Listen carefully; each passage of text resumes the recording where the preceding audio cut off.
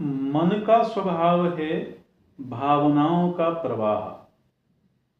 अच्छा देखिए, यहाँ पर प्रभु जी ने दो बातें कही हैं, मन और बुद्धि, इन दोनों को अलग अलग किया है ना। हालांकि अब ये अलग अलग क्यों किया है, इस पे ज़्यादा चर्चा करने की आवश्यकता नहीं है, क्योंकि काफ़ी समय से इन विषयों पे चर्चा हुई है।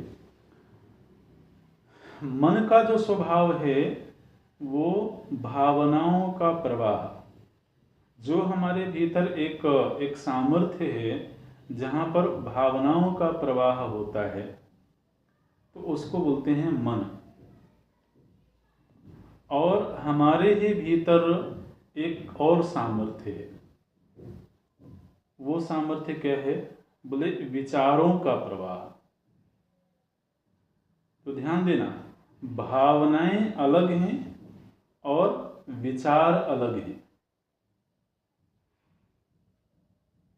कैसे इसमें अंतर करेंगे, तो हमने इसका लक्षण बताया था पहले कि जैसे जब हमारे भीतर भावनाएं उमड़ती हैं तो उन भावनाओं को बहने के लिए किसी भाषा की आवश्यकता नहीं होती है ना।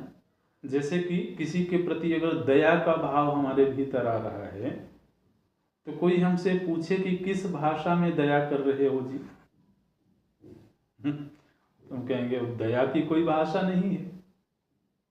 लेकिन अगर हम राजनीति पर विचार कर रहे हों,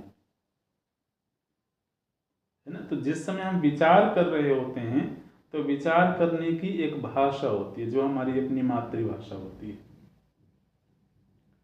तो हमारा एक वैचारिक धरातल होता है भीतर ही, और एक भावनात्मक धरातल होता है।